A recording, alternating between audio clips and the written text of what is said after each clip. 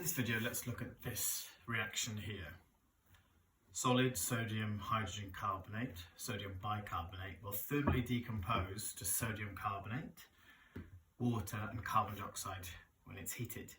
It's a thermal decomposition reaction, therefore we know it's endothermic, which we should think about when we get our final value for this reaction. Now, both sodium hydrogen carbonate and sodium carbonate are both solid bases.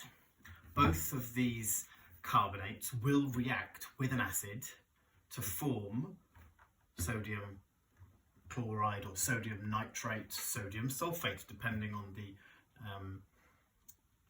acid that's used, and water and carbon dioxide. So we can actually do some calorimetry by adding a certain mass of one of these solids to a volume of acid, which is in excess, and measure the temperature change. Obviously, you'd want to do it in an expanded polystyrene cup with a lid to reduce heat loss, etc., etc. We can do the same with a known mass of sodium carbonate and measure the temperature change. When sodium carbonate reacts with acid, it's an exothermic reaction. When sodium hydrogen carbonate reacts with acid, it's actually an endothermic reaction. Well, we'll look at that in a second. So first, let's write an equation. We'll pretend that we're in school and that we are going to do each reaction. So let's say I took some sodium hydrogen carbonate, solid, and I added it to some acid. Let's just go for hydrochloric acid because it's nice and easy. So if you added some hydrochloric acid to some sodium carbonate, or more likely you're going to add the sodium hydrogen carbonate to the hydrochloric acid in your beaker, you will get a neutralisation reaction which will produce your sodium chloride solution and water, liquid, and you'll get some effervescence of carbon dioxide. If you conduct that experiment, the temperature decreases and you would end up calculating an enthalpy change of approximately 30 kilojoules per mole. Next experiment. We could do the same thing. We could measure a mass of sodium carbonate and add that to some hydrochloric acid in order to make some sodium chloride, water and carbon dioxide. So let's take my sodium carbonate, chuck it into my expanded polystyrene cup with a lid and a thermometer and a little stirring rod, get it all nicely mixed. Potentially, if I was going to take the temperature regularly, I could extrapolate back to get an even better temperature change, but we shall see.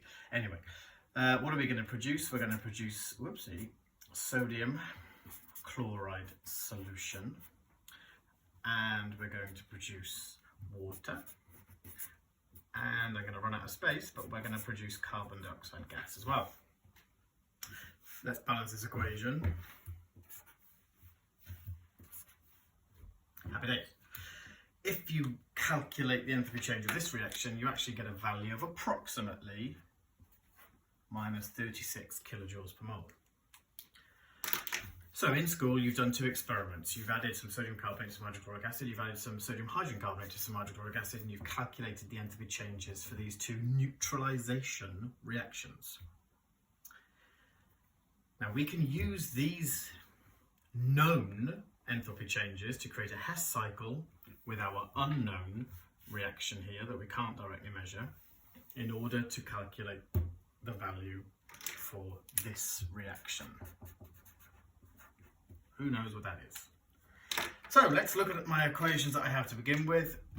First thing that we could probably notice, sodium hydrogen carbonate in my equation I've written here is only for 1 mole of sodium hydrogen carbonate reacting with hydrochloric acid.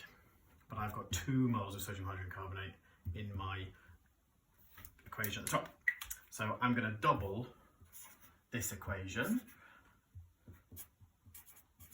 because it's 2 times that, to make 2 sodium chlorides, 2 waters and 2 carbon dioxides. Now then, good. Now I can play my whole matchup game match up my dominoes. 2 hydrogen carbonates, there they are. And if I just fold it over slightly, it'll look a little bit neater because it won't be poking out the top. There we go. So sodium hydrocarbonate reacts with hydrochloric acid to make sodium chloride, water and carbon dioxide. Ooh. Here's my sodium carbonate. Sodium carbonate will react with hydrochloric acid to make 2 sodium chlorides. Hello. Water and carbon dioxide. Oh yes. Water and 2 waters, 2 carbon dioxides. Happy days. So my equation, my Hess cycle, if I tidy it up ever so slightly to hide the bits I don't really want to see,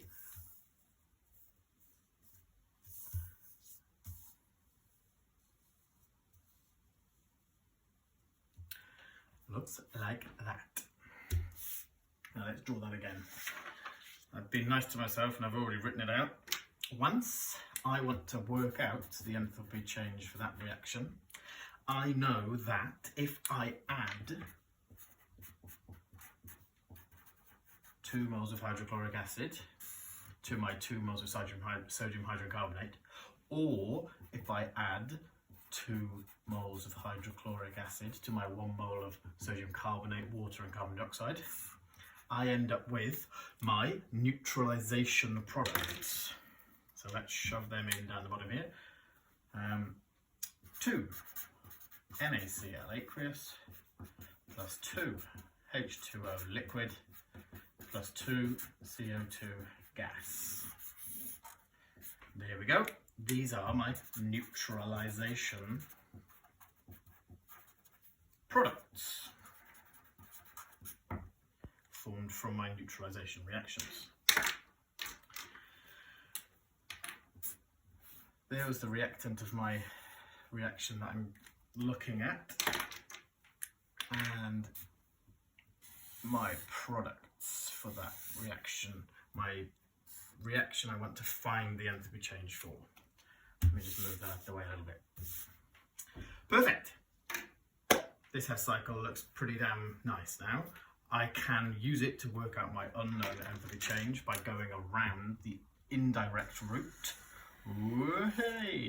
from my reactants to my products via this indirect route, this other route. Hess's law states that the enthalpy change is independent of the route taken. Happy days. So let's plop all that into a little calculation. We're going to go the correct way down this arrow so we can keep the sign the same. Oh, I just realised I have not annotated my arrows with the actual enthalpy changes. This was 2 times plus 30, which is plus 60, and this side was minus 36 kilojoules per mole. So our enthalpy change is correct way down this arrow, plus 60, then the wrong way up this arrow, so I'm going to change the sign to 36. Sorry, I added them together in my head for a moment there, which gives me a value of plus 96 kilojoules per mole. Lovely.